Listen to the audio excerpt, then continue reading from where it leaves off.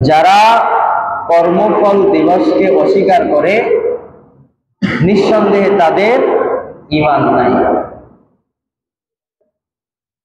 আর যাদের ঈমান নাই তারাই এই কর্মফল দিবসকে অস্বীকার করে। বিভিন্ন ভাবে তারা বলে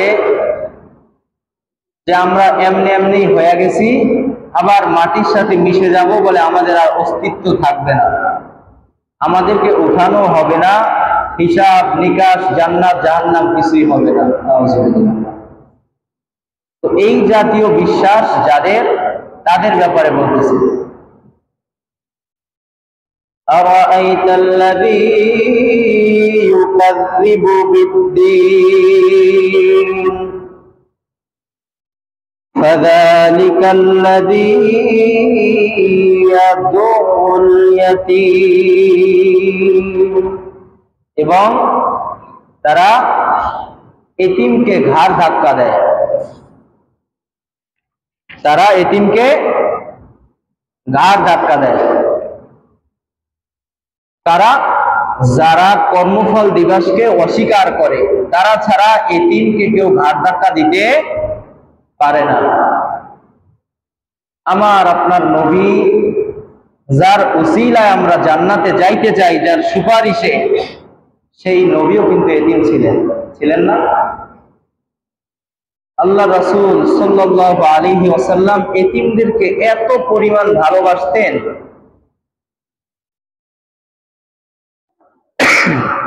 তখনকার আরবে নিয়ম ছিল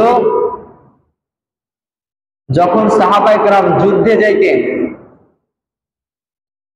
যখন যুদ্ধ শেষ হয়ে যাইত, তার আত্মীয় স্বজন ছেলে সন্তান তারা পাহাড়ের চূড়ায় উঠে থাকত, যেই পথ দিয়ে আসবে সেই পথের পাহাড়ে উঠে থাকত, আর যার যার স্বজন খুঁজে খুঁজে তাদের সাথে আবার বাড়িতে চলে যেত। তো ওই যুদ্ধ শেষ করে সাহাবায়ে কেরাম যখন আসতেছিলেন, পাহাড়ের চূড়ায় চূড়ায় প্রত্যেকের ছেলে সন্তান স্বজনেরা তারা এরকম ভাবে অপেক্ষায় আছে যে কখন আমার বাবা আসবে, কখন আমার ভাই আসবে। তো এক একজন আসে, তার ছেলে সন্তান সাথে করে সে নিয়ে যায়,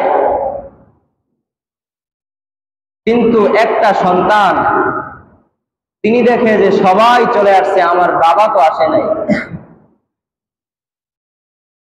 আল্লাহ রাসূল সাল্লাল্লাহু আলাইহি ওয়াসাল্লামকে জিজ্ঞাসা করছেন, ও পয়গম্বর, আমার বাবা কোথায়? বলে আখিরি নবী তার দিকে তাকায় নাই, চেহারাটা অন্যদিকে ঘুরায় ফেলাইছে। বলে আবার ডাক দিছে, ও পয়গম্বর, সবাই তো আসছে, আমার বাবা কোথায়? বলে আবার চেহারাটা অন্যদিকে ঘুরায় ফেলাইছে। বলে এরপরে আবার যখন ডাক দিছে, এরকম ভাবে 3 বার ডাক দেওয়ার পরে আখিরি নবী বলতেছেন, তোমার বাবা যদি আমি হই তাহলে কেমন হবে? অর্থাৎ তার বাবা শহীদ হয়ে গেছে, আর আখিরি নবী ওই সন্তানকে বলতেছে, তোমার বাবা যদি আমি হই তাহলে কেমন হয়, আজ থেকে আমি তোমার বাবা। আখিরি নবী এতিমদেরকে এই পরিমাণ ভালোবাসতেন। আর আমাদের মধ্যে অনেক লোক আছে যারা এতিম দেখতেই পারে না, দেখলেই যে মনে হয় কেমন যেন গায়ে চুলকানি উঠে যায়, মানে এদেরকে সহ্য করতে পারে না। না, এটা আমাদের নবী আমাদেরকে শিখায় নাই। আর আল্লাহ তাআলাও বলছেন, এতিমদেরকে ঘাড় ধাক্কা দেয় ওই ব্যক্তি যারা কিয়ামতের দিন হিসাব নিকাশ বিচার হবে, ফলাফল দিবে, এই দিনকে যারা বিশ্বাস করে না, শুধুমাত্র তারাই এতিমকে ঘাড় ধাক্কা দেয়, তাছাড়া আর কেউ দিতে পারে না। এখানে এতিমকে ঘাড় ধাক্কা দেওয়ার ব্যাপারে কয়েকটা মতামত পাওয়া যায়। তার মধ্যে একটা হলো, এতিমকে ঘাড় ধাক্কা দেওয়া মানে এতিমকে ধমক দেয়, ধমক দিয়ে কথা বলে। এটা আমাদের সমাজের কালচার যে যারা একটু গরিব, যাদের একটু ক্ষমতা কম, টাকা পয়সা কম, মানুষ তাদেরকে ভালো কথা একটু ধমক দিয়ে বলে, তাদেরকে একটু ভয় ভীতি দেখায়, বলে এটা আমাদের জন্য মোটেও ঠিক নয়। এর জন্য কাল কিয়ামতের ময়দানে আল্লাহ তাআলার কাছে জবাব দিতে হবে আমাদের। বলে দ্বিতীয় নাম্বার হলো এতিমের সম্পদ আত্মসাৎ করে, এটাও এতিমকে গলা ধাক্কা দেওয়া।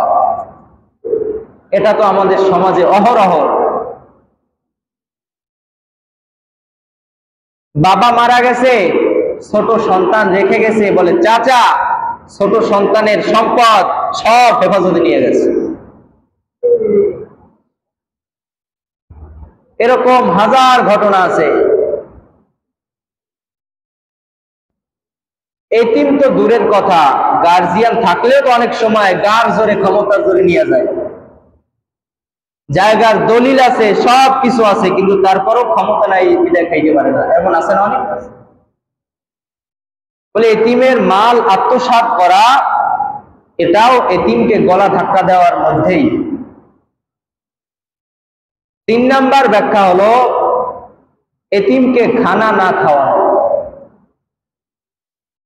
এতিমকে খানা না খাওয়ানো, বলে এটাও এতিমকে গলা ধাক্কা দেওয়ার মধ্যে পড়ে।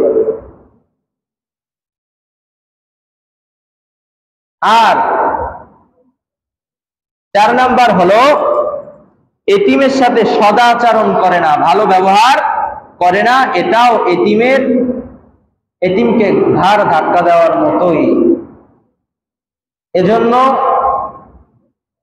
যেহেতু আমাদের মধ্যে অনেক এতিম আছে, আমাদের সমাজে আছে, গ্রামে আছে, বিভিন্ন জায়গায় অনেক এতিম আছে, আমাদের সাধ্য মতো তাদের জন্য কিছু করার চেষ্টা করব। কারণ আমাদের নবীও এতিম ছিলেন, আর আমাদের এই নবী তিনি এতিমদেরকে বড্ড ভালোবাসতেন। এজন্য আমরা চেষ্টা করব। শুধু এতটুকুই না, হাদিস শরীফের ভিতরে পাওয়া যায়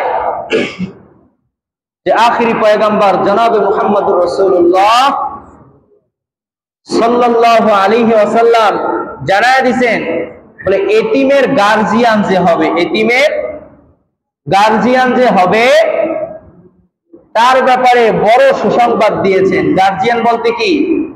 এতিমকে যে পরিচালনা করবে, দেখাশোনা করবে, তার যা প্রয়োজন সাধ্য মতো তার প্রয়োজন মিটানোর চেষ্টা করবে, তার সুখে দুঃখে তার পাশে থাকার চেষ্টা করবে, বলে এইটা বলতে আমরা গার্জিয়ান বুঝি। কি বলেন? তো আখিরি পয়গম্বর তিনি বলে গেছেন, যে ব্যক্তি এতিমের গার্জিয়ান হবে, কাল কিয়ামতের ময়দানে হিসাব নিকাশের পরে যখন জান্নাতের ফয়সালা হবে, বলে এতিমের গার্জিয়ান আর আমি নবী বলে দুইজন পাশাপাশি থাকবো জান্নাতে।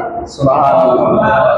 এতিমের গার্জিয়ান আর নবী বলছে জান্নাতে দুইজন পাশাপাশি থাকবে, মানে তার মর্যাদাও হবে অনেক বেশি যে এতিমের গার্জিয়ান থাকবে। যে এতিমের গার্জিয়ান হবে তার মর্যাদা জান্নাতে আল্লাহর রাসূলের বলে পাশাপাশি থাকবে তিনি। সুবহানাল্লাহ। বলে এজন্য আমাদের সমাজে, গ্রামে, আত্মীয় স্বজনের ভিতরে অনেক এতিম পাওয়া যায় না, কিন্তু আমরা কোনো খোঁজ খবর কিন্তু রাখি না। দেখা যায় চার দোকানে গেছি, 2-4 100 টাকা, 150 500 টাকাও চলে যায়। আমার এক বন্ধু আসছে, বলে তাকে নিয়ে একটু একটা হোটেলে গেছি, তাও 2-4 500 টাকা চলে যায়। অনেক সময় নিজের ছেলে সন্তান থাকলে আত্মীয় স্বজন, গার্জিয়ান, তারা মাসের মধ্যে বা 2 মাসের মধ্যে মাঝে মধ্যে একটা বায়না করে, আর্জি করে যে বাবা আজকে একটু 5 স্টার হোটেলে যাব। যারা একটু নিম্নমানের হয়, এলাকার একটা ভিআইপি হোটেলে যাব, আজকে একটু মুরগি পোড়া খাবো ইত্যাদি, এরকম হয় না? বা আজকে একটু কুয়াকাটা ঘুরতে গিয়া ফিশ ফ্রাই খাবো, হয় না? দেখবেন যায় 2000 4000 5000 টাকা এমনিতে খরচ হয়ে যায়। ফ্যামিলির পিছনে খরচ করতেছি, এটাও খারাপ না, খরচ ঠিকই করি, কিন্তু দেখা যায় মাঝখান থেকে এতিমেরা বঞ্চিত হয়ে যায়, এতিমের হক তাদেরকে যথাযথ দেওয়া হয় না।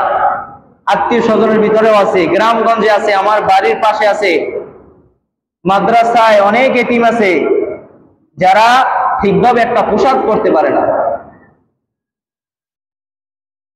বলে পোশাক পরে তাও ছিঁড়া ফাটা, বলে ওইগুলোই পড়তেছে, দেওয়ার মতো লোক নাই, দেখার মতো লোক নাই। বলে এরকম অনেক পাওয়া যায়। আবার অনেক আল্লাহর বান্দা আছে যে তারা এই এতিমদেরকে দেখাশোনা করে। অনেক এমন পাওয়া যায় যে মাদ্রাসায় এতিম আছে, অনেক গার্জিয়ান, অনেক অভিভাবক, অনেক মানুষ দিয়ে বলে যে আমি একজন এতিমের খরচ আমি দিব, তার খরচ মাসে যা লাগে, তার খাবারের খরচ হোক, যে খরচ হোক। বলে এমন অনেক আল্লাহর বান্দা আছে। বলে এজন্য আমরাও চেষ্টা করব আমাদের সাধ্য মতো যাতে এতিমদেরকে দান করতে পারি, এবং আল্লাহ রাসূলের ঘোষণা মতে জান্নাতে আল্লাহ রাসূলের পাশাপাশি যাতে অবস্থান করতে পারি ইনশাআল্লাহ। এজন্য আপনারা যদি কেউ দান করতে চান, কোন এতিমের ভার নিতে চান, অভিভাবক হইতে চান যে একজন এতিমের খোরাকি বাবদ কত টাকা লাগে এটা আমি মাসে দিয়া দিব, এমন অনেক মানুষ আছেন, আমি অনেককে চিনি, দিতে পারেন এমন অনেক মানুষ আছে। যদি কেউ দিতে চান যে এতিমের অভিভাবক হয়ে গার্জিয়ান হিসাবে আমি আল্লাহর রাসূলের সাথে জান্নাতে তার পাশাপাশি অবস্থান করতে চাই, তাহলে আপনার পছন্দ মতো কোনো জায়গায় দিলেও দিতে পারেন। আপনার আত্মীয় স্বজনের ভিতরে কোনো একটা এতিমকেও আপনি চালাইতে পারেন আপনার খুশি মতো, বা আমার মাদ্রাসায় চাইলেও দিতে পারেন। অর্থাৎ যে কোনো মূল্যে যাতে এতিমরা বঞ্চিত না হয়, এটা আমরা চেষ্টা করবো ইনশাআল্লাহ। ওয়ালা ইয়াহুদ্দু আলা তাআমিল মিসকিন, এবং যারা কিয়ামতের দিবসকে, ফলাফলের দিবসকে যারা বিশ্বাস করে না, তারা মিসকিনদেরকে খানা খাওয়ানোর ব্যাপারেও মানুষকে উৎসাহিত করে না। কিছু মানুষ আছে দিতে চায় যে একটা গরিব আছে, আমার তৌফিক আছে, আমি কিছু টাকা দিই। দেখবেন আমার পাশে অনেক মানুষ, না না না এগুলো দিয়ে লাভ নাই, এগুলার দিয়ে কোনো লাভ নাই, মাদ্রাসায় দিয়ে লাভ নাই, মসজিদে দিয়ে লাভ নাই। বলে এমন অনেক মানুষ আছে, আপনি দিতে চাইবেন আপনারে হাজারটা বাধা দিয়ে দিবে। পরে এমন হয় যে অনেক মানুষ দান করতেই চায় না, পাশাপাশি অনেক কথা হয়ে গেলে বলে দান করতে মন চায় না, মন আগ্রহ হয় না। বলে যারা এই মিসকিনদেরকে খানা খাওয়াইতে উৎসাহ করে না, দান করতে উৎসাহ করে না, বলে তারাও ওই সমস্ত লোকদের মধ্যে যারা প্রতিফল দিবসকে অস্বীকার করে, বিশ্বাস করে না। এজন্য আমরা চেষ্টা করব সর্ব অবস্থায় আমার সাধ্য মতো আমি গরিব দুঃখীদের পাশে দাঁড়ানোর চেষ্টা করব ইনশাআল্লাহ। ফাওয়াইলুল লিল মুসাল্লিন, ধ্বংস হোক ওই নামাজি। আল্লাহ তাআলা কোরআন শরীফে বলতেছে ধ্বংস হোক ওই নামাজি। কোন নামাজি? আল্লাযীনা হুম আন সালাতিহিম সাহুন, ওই নামাজি যে নিজের নামাজের ব্যাপারে গাফেল, বেখবর। কিতাবে এর বিভিন্ন ব্যাখ্যা পাওয়া যায়, হাদিসের ভিতরে পাওয়া যায় এটারেও গাফেল বলে যে আমি নামাজ পড়তেছি, সবের কোনো আশা নাই, নামাজ ছাড়তেছি, গুনারও কোনো ভয় নাই, বলে এমনিই পড়তেছে। কি পড়তেছে, কয় রাকাত পড়তেছে কোনো খবর থাকে না। আছে না অনেক যে নামাজ পড়তেছে তো পড়তেইছে, সিজদা দিতেছে 2-4-5টাও দেয় একসাথে। বলে নিজের নামাজের ব্যাপারে কোনো খবর নাই যে আমার নামাজ হইতেছে, আমি যেভাবে নামাজ পড়তেছি এই নামাজে কি আমি নেকি পাইবো? বলে যেভাবে আমি নামাজ পড়তেছি নাকি উল্টো আমার গুনাহ হইতেছে, বলে এই খোঁজ খবর তারা রাখে না। আবার কিছু নামাজি আছে দেখবেন কোনো কাজ নাই, হুদাই দুপুরের নামাজ পড়বে, কোনো কাজ নাই, সারাদিন সকাল থেকে বাড়িতে, কিন্তু ঘুরবে পড়বে, এখানে বসবে ওখানে বসবে, এই করতে করতে গোসল করতে করতে বাজাইবে 3টা, নামাজ পড়তে পড়তে কোনো মতে আসরের আগে আগে কোনো মতে 2-4টা আমার ঠোকর দিয়েই শেষ। বলে এইটাকেও গাফেল নামাজি বলা হয়। এই নামাজির ব্যাপারেও আল্লাহ তাআলা বলছেন এই নামাজিও ধ্বংস করবে। বলে এর আরেকটা ব্যাখ্যা আছে, নামাজই পড়ে না। আবার অনেক নামাজি আছে নামাজ পড়ে ঠিক, নামাজ পড়তেছে হিসাব করতেছে দোকানে, নামাজ পড়তেছে হিসাব করে দোকানটা তো তালা মারলাম না, কি হয়ে যায় সবের নিয়ে আবার কে মালামাল একটু নিয়ে যায়। এদিকে নামাজ পড়তেছে টেনশন, ওদিকে এদিকে নামাজ পড়তেছে টেনশন আমার খেত নষ্ট হয়ে যায় কিনা, ধান কাইটা জমিনে রাইখে আসছি ধান এক আড়া কেউ নিয়ে যায় কিনা। বলে নামাজ পড়তেছি টেনশন আমার, আরেক দিকে নামাজে মনোযোগ নাই, নামাজে কি নাই, মনোযোগ নাই। বলে এই নামাজির ব্যাপারেও এই হুমকি আছে। এজন্য উলামায়ে কেরাম বলেন নামাজের 5-10 মিনিট মসজিদের আগে আসা, কমপক্ষে নামাজের 5-10 মিনিট আগে আইসা যদি আমরা মসজিদে বসতে পারি, তাহলে দেখা যায় দিলটা স্থির হয়, ধীরে ধীরে বাহিরের আলোচনা আবহাওয়া আমাদের থেকে ধীরে ধীরে একটু দূরে সরে যায়, তখন নামাজটা একদম খাঁটি দিলে পড়া যায়, তখন বাহিরের ওয়াসওয়াসা একটু কম আসে।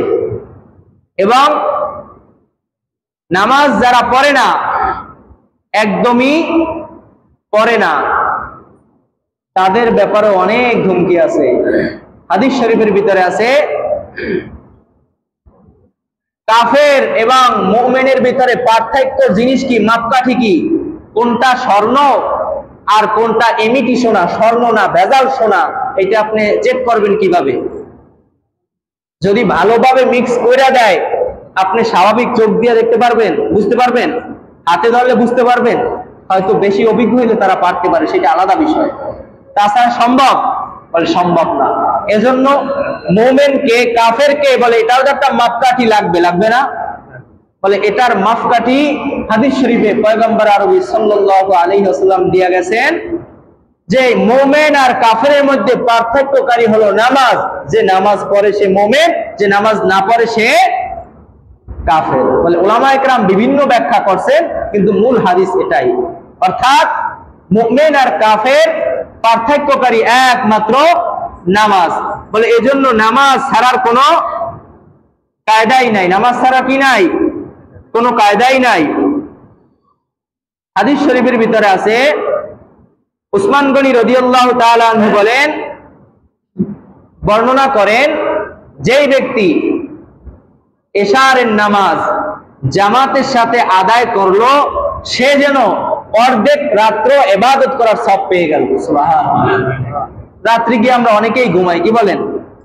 রাত্রি গিয়ে আমরা অনেকেই ঘুমাই। এশারের নামাজ জামাতের সাথে আদায় করলে অর্ধেক রাত্র ইবাদত করার সওয়াব আল্লাহ তাআলা তার আমল নামায় দিয়ে দেয়। আর যদি ফজরের নামাজও জামাতের সাথে পড়ে, বলে বাকি অর্ধেক, অর্থাৎ এশা এবং ফজরের নামাজ যদি কেউ জামাতের সাথে আদায় করে, পুরা রাত্র সে ঘুমায়া থাকলেও তার আমল নামায় ইবাদত করার নেকি আল্লাহ তাআলা দিয়ে দিবেন। সুবহানাল্লাহ। এজন্য কোনোভাবেই এশারের নামাজ আর ফজরের নামাজের জামাত ছাড়াই যাবে না। অন্য জায়গায় পাওয়া যায় মুনাফিকের জন্য এশা এবং ফজরের নামাজ বড় কষ্টকর। মুনাফিকের জন্য এশারের নামাজ এবং ফজরের নামাজের জামাত বলে এগুলা বড় কষ্টকর। আর হাদিস শরীফের ভিতরে পাওয়া যায় যেই ব্যক্তি ফজরের নামাজ আদায় করে, ওই ব্যক্তি আল্লাহ তাআলার জিম্মায় চলে যায়, আল্লাহ তাআলার জিম্মায় চলে যায়। জিম্মায় চলে যায় বলতে আমরা বুঝি, দুনিয়ায় যদি কোনো এক নেতা বলে যে এই সন্তানের জিম্মাদারি আমি নিলাম, এখন ভাইরালের যুগ, মাঝে মধ্যে দেখেন না যে নেটে একটা জিনিস ভাইরাল হইলে বা কোনো গরিব কিছু হইলে এক ব্যক্তি দাঁড়ায় যায় যে আমি এই ব্যক্তির যত খরচ এভরিথিং সব কিছু আমি দেখাশোনা করব, অর্থাৎ সে তার জিম্মাদারি নিয়ে নিছে, তার বিপদ আপদ সুখে দুঃখে সবকিছুর জিম্মাদারি কি ওই ব্যক্তি নিয়ে নিছে, অর্থাৎ তার কোনো ভয় নাই। কোন নেতা যদি বলে যে এই এলাকার এই ব্যক্তির জিম্মাদার আমি, অপরাধ করলে আমারে বলবেন, তার সব দেখাশোনা আমি করি, তাইলে ওই ব্যক্তির কোনো টেনশন থাকে? থাকে না। হাদিস শরীফের ভিতরে বলছে যেই ব্যক্তি ফজরের নামাজ আদায় করে বলে ওই ব্যক্তির জিম্মাদার আল্লাহ তাআলা হয়ে যায়। সুবহানাল্লাহ। অর্থাৎ তার কোনো ভয় নাই, তার কোনো টেনশন নাই, তার কোনো জায়গায় কোনো টেনশনের কোনো সুযোগই নাই, আল্লাহ যার জিম্মাদার। হাজ্জাজ একজন বিচারক ছিল, বলে বড় কঠোর লোক ছিলেন। তাকে এক ব্যক্তির বিচার করার জন্য দিছেন, পরবর্তীতে জিজ্ঞাসা করছেন তুমি কি তার বিচার করছো? বলে না। বলে কেন? বলে আমি বিচার করি নাই এজন্য যে আল্লাহ রাসূল সাল্লাল্লাহু আলাইহি সাল্লামের মুখ থেকে আমি শুনছি যে ফজরের নামাজ পড়ে তার জিম্মাদার স্বয়ং আল্লাহ তাআলা হয়ে যায়। এই ব্যক্তি ফজরের নামাজ পড়ছে, অতএব আমি তার বিচার কিভাবে করব? সুবহানাল্লাহ। এজন্য ফজরের নামাজ এশারের নামাজের গুরুত্ব অনেক বেশি। ফজরের নামাজ এবং এশারের নামাজের গুরুত্ব অনেক বেশি। হাদিস শরীফের ভিতরে আছে ওই ব্যক্তি কিছুতেই জাহান্নামে যাবে না। ওই ব্যক্তি কিছুতেই জাহান্নামে যাবে না। কোন ব্যক্তি? যেই ব্যক্তি সূর্য ওঠার আগের নামাজ পড়ে এবং সূর্য অস্ত যাওয়ার আগের নামাজ পড়ে। তাইলে কোনটা কোনটা হয়? সূর্য ওঠার আগে ফজর, সূর্য অস্ত যাওয়ার আগে আসর। যে ব্যক্তি আসরের নামাজ এবং ফজরের নামাজ আদায় করে বলে ওই ব্যক্তি কোনোভাবেই জাহান্নামে যাবে না। অর্থাৎ জাহান্নামে যাবে না মানে কি? সে জান্নাতে যাবে। আমাদের ভিতরে ঘাবলা কিন্তু এই দুইটাই বেশি বাজে। হাঁটতে যায়, ঘুরতে যায়, ঘুমায়, যে কোনো ভাবে আসরটা মাইর করে যায়, ফজরটা মাইর করে। মাগরিবে কিন্তু মুসল্লি সবচেয়ে বেশি হয়, বেশি হয় না? আবার দুপুরে মোটামুটি নামাজ অনেকেই পড়ে, কিন্তু এশা আর ফজর আসরেও মাঝে মধ্যে ঘাবলা বাজে। এগুলো কিন্তু আমাদের ঘাবলা বেশি, এই জন্য এগুলোর ফজিলত বেশি। হাদিস শরীফের ভিতরে পাওয়া যায় যে আল্লাহ রাসূল সাল্লাল্লাহু আলাইহি সাল্লাম বলছেন কাল কিয়ামতের ময়দানে, এখন আমরা দুনিয়ায় বসে যেভাবে চাঁদ তারকা যেভাবে দেখি, বলে কিয়ামতের ময়দানেও আল্লাহ তাআলাকে আমরা ওইভাবে দেখতে পারবো, কোনো ভিড় হবে না, হুজুম হবে না। কিভাবে? বলে যেই ব্যক্তি সূর্য অস্ত যাওয়ার আগের নামাজ এবং সূর্য ওঠার আগের নামাজ পড়ে, বলে তার জন্য কিয়ামতের দিন আল্লাহ তাআলাকে দেখা সহজ হয়ে যাবে। সুবহানাল্লাহ। এজন্য নামাজ ছাড়া যাবে না। এবং হাদিস শরীফের ভিতরে পাওয়া যায় যে ফেরেশতারা, একদল ফেরেশতা আছে যাদেরকে আল্লাহ তাআলা দুনিয়ার বুকে আমাদের কাছে পাঠায়, দুই টাইমে দুই গ্রুপ পাঠায়। আমাদের মধ্যে অনেক মানুষ আছে যাদের আলোচনা প্রতি দৈনিক আল্লাহ তাআলার কাছে হয়। আমরা কি চাই যে আমাদের আলোচনা হোক? বলে দুই গ্রুপ ফেরেশতা আসে। এক গ্রুপ আসে আসরের কালে আসে, ফজরের কালে যায়, আর এক গ্রুপ ফজরের কালে আসে, আসরের কালে যায়। এদের দায়িত্ব হলো গিয়া যে তারা আসবে, আইসা দেখবে বান্দার কি হালত। তারা যখন চলে যায় আল্লাহ তাআলা জিজ্ঞাসা করেন ও ফেরেশতারা কি দেখলা, আমার বান্দাদের কি অবস্থা? তো তখন তারা চমৎকার জবাব দেয়, বলে আল্লাহ যখন গেছি তখনও দেখি নামাজ পড়ে, বলে যখন আসছি বলে তখনও দেখি নামাজ পড়ে। সুবহানাল্লাহ। ফজরের কালে যখন আসে দেখে নামাজ পড়ে, আসরের কালে ডিউটি শেষ চলে যাবে বলে তখনও দেখে নামাজ পড়ে। আসরের কালে যে গ্রুপ আসে তারাও দেখে নামাজ পড়তেছে, ফজরের কালে যখন চলে যাবে বলে তখনও দেখে নামাজ পড়তেছে। আর আল্লাহ তাআলার কাছে বলে যে আল্লাহ যখন গেলাম তখনও দেখি নামাজ পড়ে, আসার সময় দেখি নামাজ পড়ে। সুবহানাল্লাহ। কিন্তু শয়তানও কিন্তু বসে নাই, শয়তান সেও কিন্তু বসে নাই। হাদিস শরীফের ভিতরে পাওয়া যায় কাল কিয়ামতের ময়দানে যখন আমরা দায়ী করব যে আল্লাহ শয়তান ধোঁকা দিয়ে এই কাজ করাইছে, শয়তানের ধোঁকা এই কাজ করছি, শয়তান বলবে আমারে তুমি দেখছো? আমি তোমার ধোঁকা দিছি, তুমি কি দেখছো? বলে আমি তোমারে দাওয়াত দিছি, তুমি গ্রহণ করে তুমি এই কাজগুলা করছো, অতএব আমি তোমার দায়ভার নিব না, আমিও তোমার জিম্মাদার হব না, তুমিও হব না, অতএব চলো দুজনই জাহান্নামে যাই। এবং হাদিস শরীফের ভিতরে এটাও পাওয়া যায় যে রাত্রে যখন মানুষ ঘুমায় শয়তান তার মাথায় 3টা গিটা দেয়, বান্দায় 3টা।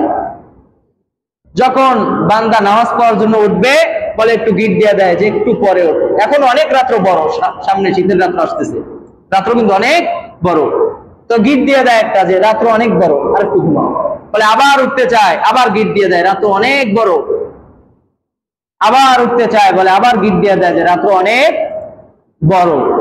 আর অনেক মানুষ দেখে যে শয়তানের এই গিটে পড়ে বলে ফজরের নামাজ দেখে যে 9টা বাজে গেছে, ফজরের নামাজ 9টা বাজে গেছে, তারপর আবার ফতুয়ার একটা আছে যে উক্ত যে যে সময় নামাজ পড়বে হ্যার জন্য হেরো মুক্ত, এরকম অনেকে বলে, আমরা কোথাও আছে কিনা জানি না, আছে না, যে ঘুমে গেলে আপনি যদি সকালে ঘুমাইছেন রাত 3টায় ওঠেন, আপনি ফজর রক্ত রাত 3টায়, এমন নাকি? অনেকে বলে না যে আপনি ঘুম থেকে যখন উঠবেন 8টায় উঠছেন, 8টা আপনার ফজর, তাইলে আমি সকালে ঘুমের ট্যাবলেট খেয়ে ঘুমাইছি রাত 3টায় উঠবো, তাহলে আমার ফজর কয়টায়? আমার ওক্ত মতোই আমাকে নামাজ আদায় করতে হবে, ওক্ত মতোই নামাজ আদায় করতে হবে, শয়তানের গিটে পড়া যাবে না। শয়তানের বান কিভাবে খুলবে? বলে বান্দা যখন সকালে ঘুম থেকে ওঠার দোয়া করে কি যেন, আলহামদুলিল্লাহ আহিয়ানা বাদামা আমাতানা, যারা পারি আলহামদুলিল্লাহ, যারা পারি না শিখে নিব, বলে এই দোয়া যখন পড়ে বলে একটা গিট খুলে যায়, একটা গিট খুলে যায়। যখন বান্দা নামাজের জন্য ওযু করে বলে দ্বিতীয় গিট খুলে যায়, তাইলে আর গিট কয়টা? একটা, 2টা খুলছে, একটা বাকি আছে। বলে যখন বান্দা নামাজে দাঁড়ায় বলে তৃতীয় গিটও খুলে যায়, বলে শয়তান তারে বশ করার জন্য যত মন্ত্র দিয়ে দিছে বলে সব শেষ, সারাদিন সে ভালোভাবে চলতে পারবে। এজন্য আমরা যে আলোচনা হলো আমল করার চেষ্টা করবো ইনশাআল্লাহ।